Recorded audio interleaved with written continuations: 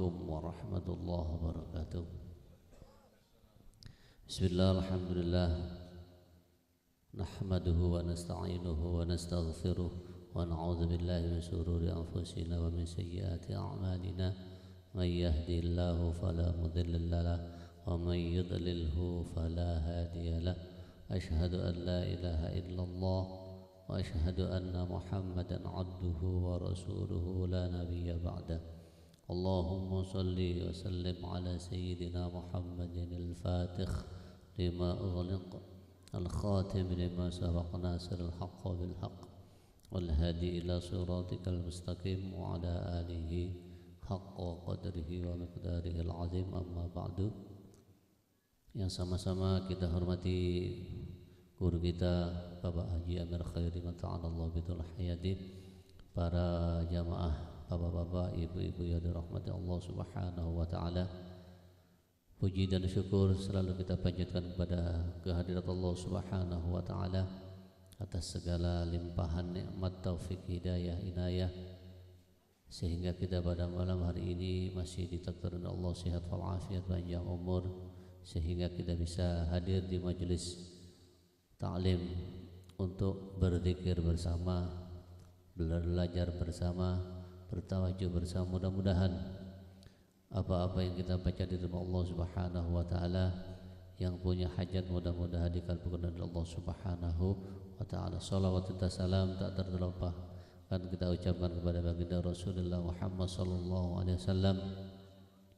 Mudah-mudahan dengan wasilah kita setiap malam Jumat membaca shalawat, kita nanti dimatikan dalam keadaan bersama baginda Rasulullah Muhammad sallallahu alaihi wasallam.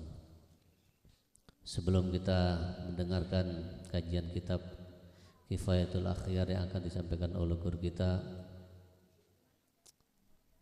mari sama-sama kita baca suratul Fatihah. Mudah-mudahan di tahun 2006 ini kita semua diberikan Allah sehat walafiat, dijauhkan oleh Allah dari segala macam bencana, segala macam musibah. Mudah-mudahan keluarga kita dijadikan keluarga sakinah mawaddah warahmah, anak-anak kita jadikan anak yang solehin solehat, taat kepada Allah, cinta kepada Rasulullah dan berbakti kepada orang tuanya. Mudah-mudahan guru-guru kita semua diberikan Allah sehat walafiat, diluaskan ilmunya, dimurahkan rezekinya. Beliau semua bisa membimbing kita, mengajarkan kita ilmu-ilmu yang kita bisa amalkan untuk mendekatkan kita kepada Allah Subhanahu wa taala. Bidilkan niyah wa ala kulli niyatin salihah wa ila hadratin Nabi Muhammadin sallallahu alaihi wasallam. Al-Fatihah. A'udzu billahi minasy syaithanir rajim. Bismillahir rahmanir rahim. Alhamdulillahi rabbil alamin. Arrahmanir rahim. Maliki yaumiddin. Iyyaka na'budu wa iyyaka nasta'in. Ihdinas siratal mustaqim. Siratal ladzina an'amta 'alaihim ghairil maghdubi 'alaihim waladdallin. Amin. Bismillahirrahmanirrahim. Bismillahirrahmanirrahim. Subhanakallahumma Rabbana la ilma lana illa ma 'allamtana innaka antal alimul hakim wa tub 'alaina innaka antat tawwabur rahim wa taqabbal minna innaka antas sami'ul alim wa 'allimna min ladunka ilman nafi'a ya dzal jalali wal ikram. Allahumma aftah lana hikmataka wanshur alayna rahmataka ya dzal jalali wal ikram. Assalamualaikum warahmatullahi wabarakatuh. Ila hadratin Nabi Mustafa Muhammadin sallallahu alaihi wasallam wa ala alihi wa ashabihi ajma'in wa ila sahbihi hadil wilayah wa ila jami'i masyayikhina wa khusus Salah Syekh Yasin Al-Badani ila hadrat Syekh Haji Abdullah Faqih ila hadrat Syekh Haji Ahmad Marzuki Zahid wa ila muassis Ma'had Langitan Mbah Muhammad Nur wa ila masyayikh Ma'had Langitan Mbah Saleh Mbah Qasim Haji Abdul Hadi Zahid Haji Rafi'i Zahid wa ila hadrat Imbarat Ahmad Sunan Ampel wa ila hadrat Imbarat Fatan Demak wa ila jami'a abaina wa ummahatina wa jaddatina wa jaddatina wa ila wa nakhusu salah hadrati Ustaz Al-Marhum Ustaz Haji Mahfud Shadiq bin Toha wa ila ruhi al-marhum Ustaz Abdullah Fuad wa ila ruhi al-marhum Habib Ahmad Al-Habsyi wa ila hadrati al-marhum Haji Yamin Mu'allim wa ila jami' muassis Jam'iyah Dzikir Syifa'ul Qulub Allahumma ighfir lahum warhamhum wa'afihim wa'fu anhum waj'alil jannata mathwahum. Al-Fatihah. A'udzu billahi minasy syaithanir rajim. Bismillahirrahmanirrahim. Alhamdulillahi rabbil alamin arrahmanir rahim maliki yaumiddin. Iyyaka na'budu wa iyyaka nasta'in. Ihdinas siratal mustaqim. Siratal ladzina an'amta 'alaihim ghairil maghdubi 'alaihim waladdallin. Rabbi ighfirli wa liwalidayya wa lil mu'minina amin. Bismillahirrahmanirrahim. Alhamdulillahi rabbil alamin wassalatu wassalamu ala asyrafil anbiya'i wal mursalin sayyidina wa maulana Muhammadin wa ala alihi wa sahbihi ajma'in. La hawla wa la quwwata illa billahil aliyyil azim. Amma ba'd. Qala al-musannifu wa syarihu rahimahumullahu ta'ala wa nafa'ana bihi ma wa ta'ala min barakatihi ma fid dharaini amin. Wa yustahabbul insatu fi halil khutbah. Wa yustahabbu dan disunatkan al-insatu memperhatikan fi halil khutbati di dalam keadaan khutbah. Pembahasan ini masih berlanjut terkait dengan masalah Jumatan. Jadi memperhatikan al-insat itu memperhatikan, mendengar dan memperhatikan, mendengarkan khutbah dan memperhatikannya. Memperhatikan khutbah pada saat khutbah dibacakan ini hukumnya sunnah. Hukumnya sunnah. Karena hukumnya sunnah maka tidak wajib ketika khutbah itu khutbah kemudian kita itu selalu fokus memperhatikan khutbah dibacakan. Hal yahrumu, apakah haram al-kalamu ngomong berbicara waqtal khutbati pada saat khutbah.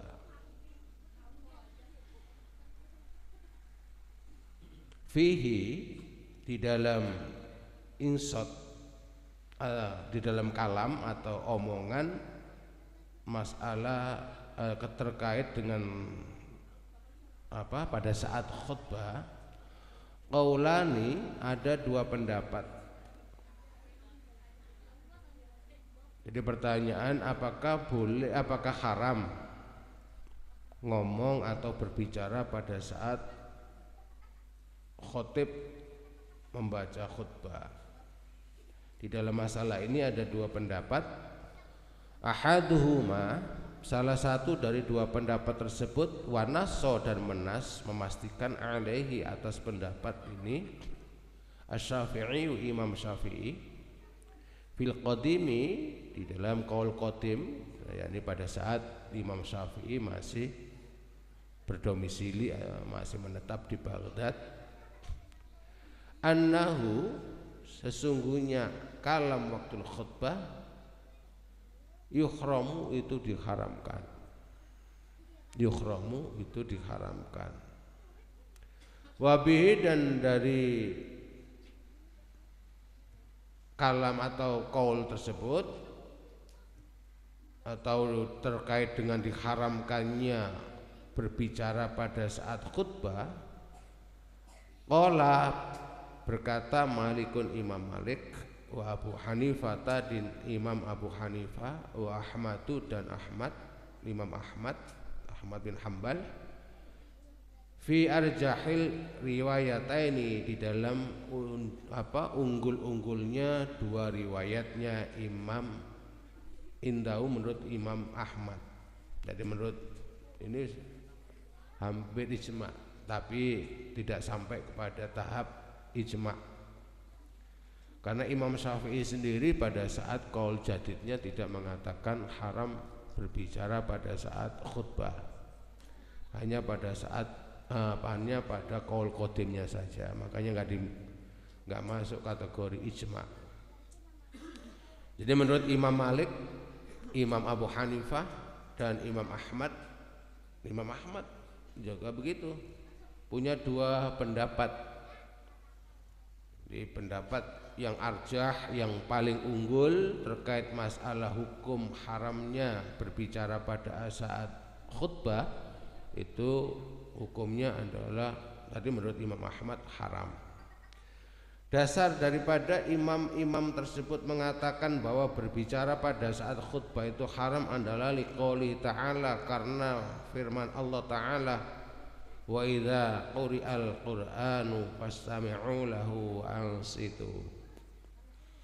Wa idza quri'a, dan apabila dibacakan Al-Qur'anu Qur'an, fastami'u, dan maka dengarkanlah lahu dengan Al-Qur'an, lahu untuk Al-Qur'an, wa ansitu dan perhatikan. Allah berkata aktsarul mufassirin, sebagian besar ahli tafsir berkata nuzilat, diturunkan ayat ini fil khutbati, di dalam bab khutbah, wasumiyat dan dinamakan al khutbatu khutbah Qur'anan, dinamakan Qur'an, listimaliha karena memuatnya khutbah alal Qur'ani, atas Al-Qur'an. Jadi di dalam ayat tersebut disebutkan wa idza quri'al Qur'an fastami'u lahu wa ansitu. Penyebutannya tidak wa idza quri'al khutab atau khutbah, enggak, tapi wa idza quri'al Qur'an. Ketika Al-Qur'an itu dibaca. Tapi para mufassirin mengatakan bahwa yang dimaksudkan Al-Qur'an di situ karena ayat ini adalah diturunkan atau asbabun nuzulnya adalah pada saat khutbah, maka yang dimaksudkan Al-Qur'an di situ adalah khutbah. Kenapa Al-Qur'an di situ dimaknai khutbah? Karena di dalam khutbah itu memuat ayat-ayat Al-Qur'an. Listimali 'alal Qur'an alladzi yutla fiha, di mana ayat Al-Qur'an itu dibaca di dalam khutbah. Wa liqaulihi sallallahu alaihi wasallam, dasar para imam tadi mengatakan bahwa berbicara atau ngomong pada saat khutbah adalah haram adalah sabda Nabi sallallahu alaihi wasallam, idza qulta li sahibika yaumal jum'ati wal imamu yakhtubu ansit faqad laghauta. Ketika engkau berkata, idza qulta, ketika engkau berkata li sahibika kepada temanmu, yaumal jum'ati pada saat hari Jumat atau pada saat pelaksanaan sholat Jumat, wal imamu dan sedangkan imam yakhtubu itu sedang khutbah, kamu ngomong angsit, Perhatikan. Diam. Faqad laghauta, maka sungguh sia-sia kamu atau sungguh berdosa kamu. Wallahu, yang dimaksudkan lahu, lagot situ, al ismu itu dosa. Jadi wal faqad lagot, maka sungguh-sungguh kamu berdosa. Tapi banyak yang mengartikan juga faqad lagot itu maka sungguh-sungguh sia-sia kamu. Wallahu al ismu, lahwun itu al ismu dosa. Qala Allah Ta'ala, dasarnya bahwa al-laghwu itu adalah dosa adalah firman Allah, walladzina hum 'anil laghwi mu'ridun, dan orang-orang, di mana orang-orang tersebut 'anil laghwi, dari dosa, mu'riduna itu pada berpaling. Jadi lahu di situ maknanya adalah dosa, dengan dasar ayat Al-Quran walladzina hum 'anil laghwi mu'ridun. Dan termasuk orang yang beriman adalah orang-orang yang dari dosa itu mereka berpaling, tidak mau melaksanakan dosa. Wal jadidu, dan menurut qaul jadid, annal kalama, sesungguhnya ngomong pada saat khutbah, laisa itu tidaklah biharamin haram. Menurut qaul jadidnya Imam Syafi'i, ngomong pada saat khotib sedang khutbah ini tidak haram. Wal insatu, dan memperhatikan khutbah, sunnatun, itu hukumnya sunnah menurut qaul jadidnya Imam Syafi'i. Jadi qaul jadid itu ketika pendapatnya Imam Syafi'i ketika Imam Syafi'i di Mesir. 5, dasarnya 5 karena hadis rawawi yang menceritakan pada hadis tersebut asy-Syaikhan Imam Bukhari Muslim. Hadisnya berupa anna Utsmana dakhala wa Umar yakhtubu. Ceritanya ada dalam hadis itu, sesungguhnya Sayyidina Utsman bin Affan dakhala, pernah masuk ke dalam masjid, wa Umaru, sedangkan Sayyidina Umar yakhtubu, itu khutbah. Faqala, maka berkata Sayyidina Umar, ma balu rijalin yata'akhkharuna 'anil nida. Apa landasan atau pekerjaan yang menjadikan orang-orang ini pada ketinggalan dari panggilan Jumat? Jadi Sayyidina Utsman ini Jumatannya ketinggalan masuk pada saat Sayyidina Umar sedang khutbah. Itu orang-orang kenapa itu kok baru datang?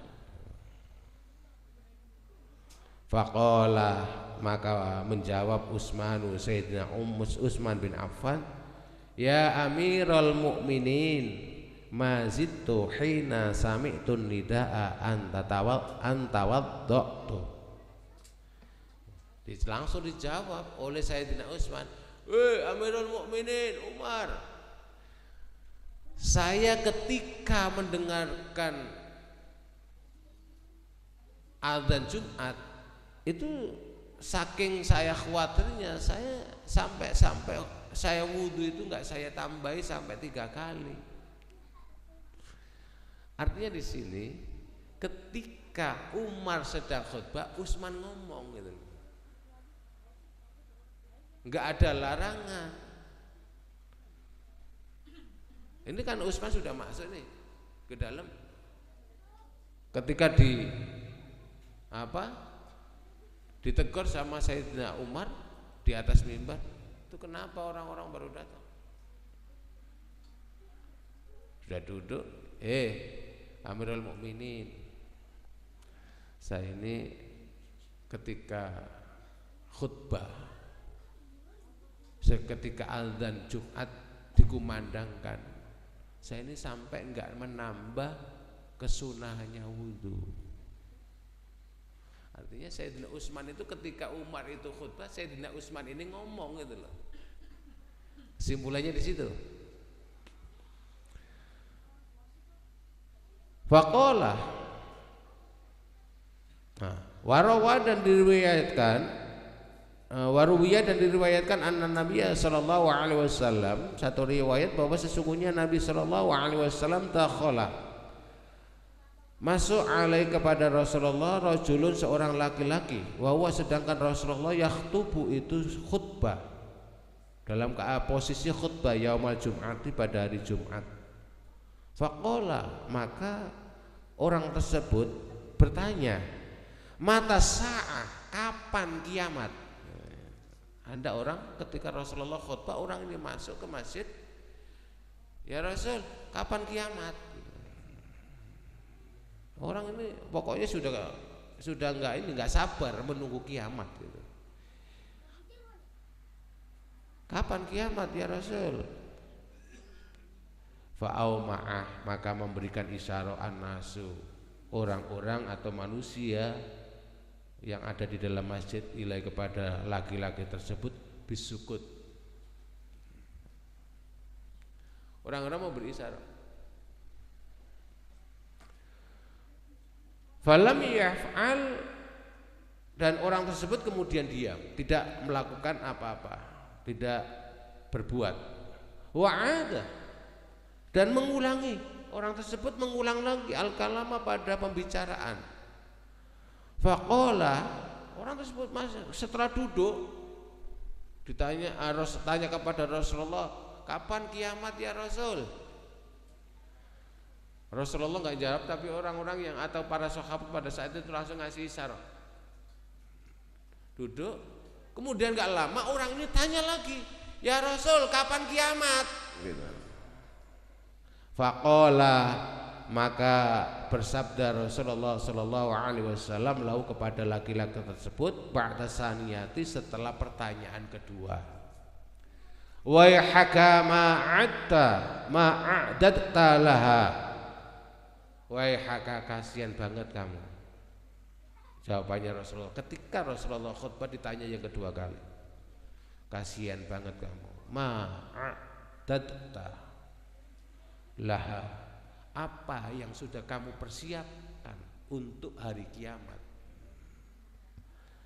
Ma'adadta lah, apa yang sudah kamu persiapkan untuk hari kiamat?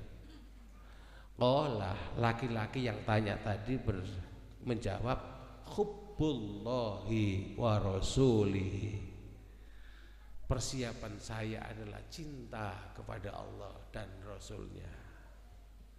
Faqala, maka Rasulullah bersabda, innaka ma'aman ahbabta. Ini hadis ya. Innaka ma'aman ahbabta, sesungguhnya kamu ma'aman itu bersama orang, ahbabta yang telah kamu cintai. Dijawab oleh Rasulullah ketika khutbah sedang berlangsung. Artinya orang ini ketika Rasulullah khutbah, orang ini ngomong, kesimpulannya di situ. Orang ini ngomong, ya Rasul, kapan kiamat? Orang-orang yang lain pada karena mengikuti aranu fa'angsitu lahu, fastami'u lahu angsitu. Duduk orang ini antang sebentar, tapi orang ini nggak sabaran, tanya lagi, ya Rasul, kapan kiamat? Karena biar nggak tanya terus, setelah pertanyaan kedua, waihaka ma'adadta laha, kasihan banget ya kamu ya, apa yang sudah kamu persiapkan untuk kiamat?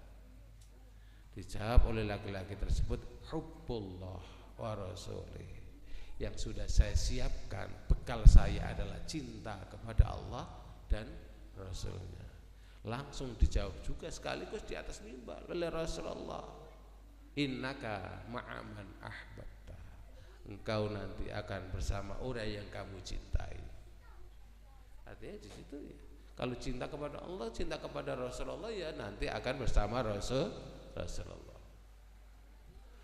Tapi yang diambil dasar dari hadis ini bahwa ketika khutbah tidak harap ngomong. Buktinya ada seorang sahabat Yang ketika Rasulullah khutbah bertanya itu kan ngomong.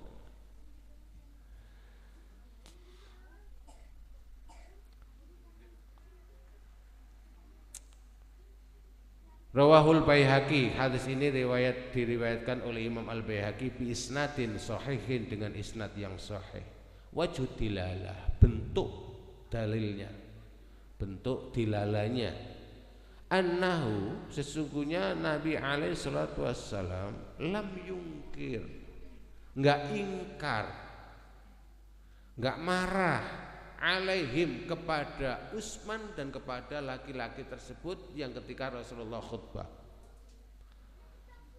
zalika, terhadap omongan mereka, walau kana, dan andaikan omongan yang disampaikan oleh Utsman ketika Umar khutbah dan omongan laki-laki atau seorang sahabat ketika Rasulullah khutbah itu haramun, haram, andaikan omongan itu haram, la angkarahu, maka pasti Rasulullah akan murka, akan marah. Tapi Rasulullah malah apa? Merespon pertanyaan daripada sahabat tersebut. Dan Rasulullah juga tidak menegur Sayyidina Utsman yang bertanya, yang ngomong ketika Sayyidina Umar khutbah. Ini yang menjadi dasar bahwa ngomong, bicara pada saat khutbah itu tidak haram. Intinya tidak haram. Bisa itu makruh, bisa itu mubah, dan bisa juga wajib. Bukan wajib, sunnah. Tinggal nanti lihat kondisinya. Bisa makruh, bisa mubah, bisa sunnah. Artinya di sini kita sudah ketemu bahwa ngomong pada saat khutbah itu tidak haram. Itu saja dulu. Waya juzu, nah ini hukum tidak haramnya di sini. Waya juzu, dan diperbolehkan al kalamu, ngomong qabla syuru'i, sebelum dilakukannya dilaksanakannya Jumatan, fil khutbati, di dalam khutbah, wa ba'dal faraghi, dan setelah selesai minha, dari khutbah. Sebelum khotib khutbah boleh ngomong, itu tongkatnya di situ ya, pegang dulu ya. Oh itu mic-nya tolong dong dibantu, itu mic-nya nggak nyala, itu boleh. Itu yang jelas. Atau setelah khutbah, ada, ini pengalaman yang saya lihat, khotib-khotib itu kan kadang-kadang nggak gaptek dengan mikrofon yang nyendel gitu, kadang-kadang masang saja itu kebalik gitu, ya kan? Apalagi dilandasi sama ini grogi juga gitu. Ya kadang-kadang malah kebalik, malah nggak bisa masang. Akhirnya tolong dong itu imamnya itu mic-nya dibantu dipasang gitu. Itu boleh, ada masalah. Qala fil mursyid, berkata pengarang kitab Al-Mursyid, hatta fi halid du'a, boleh ngomong itu sampai pada saat khotib sedang doa Allahumma ighfir. Loh itu kalau umpamanya jamaah ketika doa dibaca nggak boleh ngomong, berarti doanya kan nggak ada aminnya gitu. Padahal doa butuh diamini gitu. Sampai pada saat doa ketika khutbah kedua itu diperbolehkan ngomong amin, amin, amin.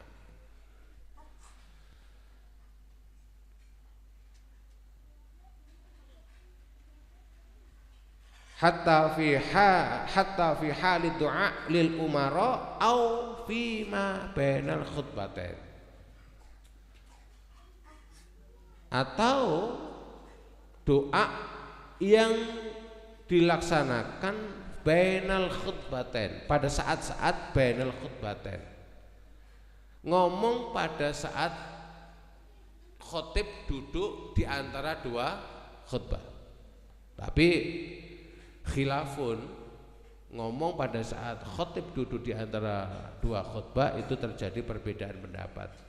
Wa dhahiru kalami Syekh, kejelasan daripada kalamnya Syekh Taqiyuddin annahu la yahrumu. Jadi ketika imam khotib duduk di antara dua khutbah, menurut Syekh Imam Taqiyuddin ini tidak haram. Tidak haram. Wabi dan dengan la yahrumu jazama mantap Imam Nawawi fil Muhadzabi di dalam kitab Al-Muhadzab wal Ghazali dan Imam Ghazali fil Wasiti di dalam kitab Al-Wasit. Naam, iya tidak haram. Bisyamili di dalam kitab Syamil wa ghairi dan di dalam selain kitab Asy-Syamil. Ijra'ul qaulaini, terdapat atau berjalan dua pendapat. Tsumma hadza fil kalamil ladzi la yata'allaqu. Kemudian kita bahas sekarang ini terkait dengan pembicaraan pada ngomong pada saat khutbah, di mana omongan tersebut la yata'allaqu, tidak ada hubungan bi dengan kalam tersebut, far gharadun, tujuan muhimun yang penting, najizun yang lestari. Jadi tidak ada kepentingan ngomong pada saat khutbah di mana omongan tersebut tidak ada kepentingan yang, tidak ada tujuan yang penting dan tidak terlaksana. Fa amma idza ra'ah, maka apabila ada seseorang yang melihat a'ma, melihat orang buta. Ini saya katakan kondisional tadi. Ketika ada orang melihat orang buta, yaqa'u yang akan jatuh fi bi'rin di dalam sumur. Au akroban, atau orang melihat kalajengking. Nadaba, yang gremet berjalan. Ala insanin, berjalannya menuju kepada seseorang. Fa'angdzarahu, kemudian orang tersebut mengingatkan, pak, yang buta tolong jangan dilanjutkan, di depan bapak itu ada sumur. Atau memperingatkan orang yang mau didatangi, kala pak, tolong pak, awas itu ada kalajengking yang kalajengking mau ke bapak, mau gigit bapak. Au aliman, atau ada orang yang tahu zaliman, orang yang zalim, yatatallabu, yang menuntut sakson pada seseorang. Ada tukang palak, orang ini nggak punya duit dan nggak sepantasnya orang zalim tersebut, orang pemalak ini nggak minta karena posisi parkirnya juga parkir gratis, dipalak. Terus kemudian ada orang yang sedang mendengarkan khutbah mengingatkan yang tukang palak, mas jangan begitu, kasihan.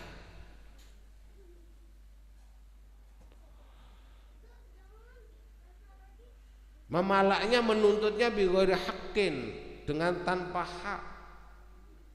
Ka'arifil aswaq, seperti pengawas pasar. Warusuli qudati risyah, dan utusannya penguasa yang mendapatkan SK. Fala yahrumu, maka tidak haram ngomong pada saat khutbah bila khilafin, dengan tanpa ada perbedaan pendapat. Wa kadza law amara, begitu juga tidak haram ngomong pada saat khutbah. Law amara, apabila orang yang mendengarkan khutbah tersebut perintah bima'rufin, dengan yang baik, au nahyin, atau mencegah an mungkarin, dari yang yang diingkari, dari yang mungkar, fa innahu la yahrumu qat'an. Jadi yang bawa itu hukumnya wajib, malah amar ma'ruf nahi mungkar. Yang tadi mengingatkan orang mau jatuh ke sumur, mau mengingatkan orang yang mau didatangi kala jengking, itu hukumnya sunnah. Waqad nasso, dan sungguh telah memastikan ala dzalika, atas la yahrumu, atas pendapat la yahrumu, Asy-Syafi'i, Imam Syafi'i, wattafaqa, dan sepakat ali, atas apa yang diucapkan oleh Imam Syafi'i, al ashabu, para pengikut Imam Syafi'i. Far'un wallahu a'lam bissawab. Demikian, barangkali ada pertanyaan terkait dengan al-insat, memperhatikan khutbah. Assalamualaikum warahmatullahi wabarakatuh. Waalaikumsalam. Mau bertanya Pak Ustadz? Ya, silakan. Mohon maaf. Saya sering melihat di masjid waktu khutbah sedang berjalan. Yang pertama, bolehkah kita sholat sunnah? Yang kedua, saya juga sering melihat ada orang itu fokus tetap berzikir, memakai tasbih. Ya, itu aja, Pak Ustadz. Terima kasih. Wassalamualaikum warahmatullahi wabarakatuh. Waalaikumsalam warahmatullahi. Terima kasih. Pertanyaan yang baik dan bisa menjadi pelajaran buat kita semua. Ketika khutbah sedang berjalan, ada orang yang masih zikir. Atau bolehkah sholat? Boleh. Jadi Rasulullah itu pernah menegur salah seorang sahabat yang datang ke masjid langsung duduk. As-salataka fil bait. Apakah kamu sudah sholat di rumah kamu? Ketika ada seorang sahabat yang masuk pada saat khutbah dibaca, orang tersebut langsung duduk, enggak sholat dulu. Langsung ditegur oleh Rasulullah, apakah kamu sudah sholat di rumah? Makanya ini yang kemudian menjadi dalil terkait sebelum sholat Jumat itu sholat qobliyah apa sholat tahiyat masjid. Kalau melihat as-salataka fil bait, apakah kamu sudah sholat di rumah? Berarti yang dimaksudkan oleh Rasulullah adalah sholat qobliyah Jumat. Karena sholat qobliyah Jumat itu tidak harus di masjid, bisa di rumah. Berarti ini dalil untuk sholat qobliyah Jumat. Tidak kemudian dimaksudkan dengan sholat tahiyat masjid. Betul? Boleh. Tapi oleh Rasulullah diingatkan kalau sholat ketika khutbah dibacakan tolong dipercepat. Kalau mau ada yang sedang sholat ketika khutib di atas mimbar, kamu mau melaksanakan sholat, silakan sholat tapi dipercepat. Jangan diperlambat setelah baca Al-Fatihah, baca surat Yasin. Suruh percepat. Cukup mungkin nggak usah baca surat. Bahasa kalau saya menyimpulkan di situ itu cukup yang wajib-wajib saja, rukunya sholat. Rukunya sholat. Kemudian ada yang fokus zikir Pak Ustaz. Tadi kalau melihat qaul jadid boleh. Tidak mungkin makro masuknya. Di sini ini zikir ketika ketika khutbah itu hukumnya makro. Karena apa? Karena di dalam ayat adalah fastami'u lahu wa ansitu. Itu yang menjadi ketika ada ayat Al-Quran dibaca, maka dengarkan dan perhatikan. Ini masuk kategori makro. Makanya saya tadi saya katakan omongan ketika khutbah itu kondisional. Ada makro, ada mubah, ada sunnah. Bahkan tadi bisa jadi ada yang wajib, amar ma'ruf nahi mungkar.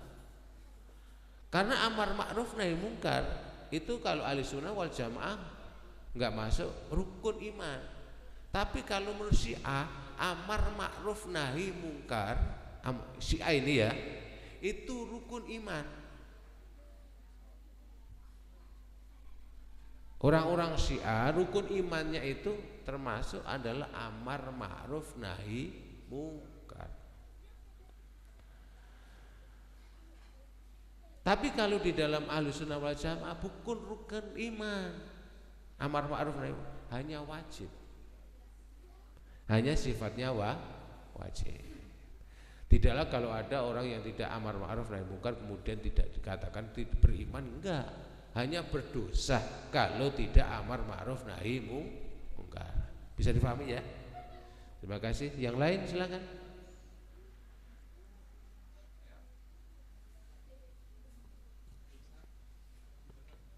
Yang perlu saya ingatkan lagi, saya tambah, makanya sekarang ini ada masjid-masjid yang belum definitif, belum pada sadar terkait dengan amal Jumat. Kalau yang pada sadar biasanya kotak itu ditaruh di pintu saja, insya Allah jamaah sudah masukkan uang amal. Tapi ada jamaah masjid yang kalau kotak ini nggak jalan, kotak yang di pintu walaupun sudah ditaruh di situ kosong.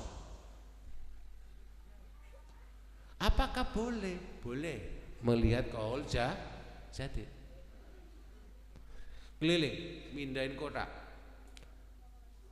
Bahkan kalau di daerah di Jakarta ini ada masjid yang ketika khutbah itu pengurusnya, ya, pengurus DKM-nya keliling bawa kantongan, hecrek. Boleh menurut qaul jadid. Itu yang dipakai oleh masjid-masjid yang masih ngeliling bawa ngeliling ngoper kotak. Kalau ada yang memperbolehkan kenapa enggak gitu, daripada masjid tidak punya kas. Sebab pengalaman yang sudah saya lihat di masjid-masjid itu kalau kotak amal hanya ditaruh di depan itu biasanya sedikit sekali yang ngisi amal gitu. Tapi kalau kotak itu keliling, kalau nggak ngisi malu. Ya nggak apa-apa, dari malu-malu dulu gitu loh. Nanti ikhlasnya belakangan. Malu juga nanti ngisinya paling cuma 2.000 gitu. Nggak apa-apa. Jadi untuk motivasi, untuk mengajari orang mau beramal, nggak apa-apa. Itu saya katakan itu bagian daripada sunnah. Itu bagian daripada sunnah. Sunnah kenapa? Karena mengajarkan orang berbuat soleh, beramal soleh dengan bersedekah. Sampai di sini mudah-mudahan kajian kita pada malam hari ini Allah ridha, Allah menurunkan rahmat dan berkahnya karena kita mengikuti perintahnya dengan thalabul ilmi. Wallahu a'lam. Ila aqwamit thariq. Assalamualaikum warahmatullahi wabarakatuh.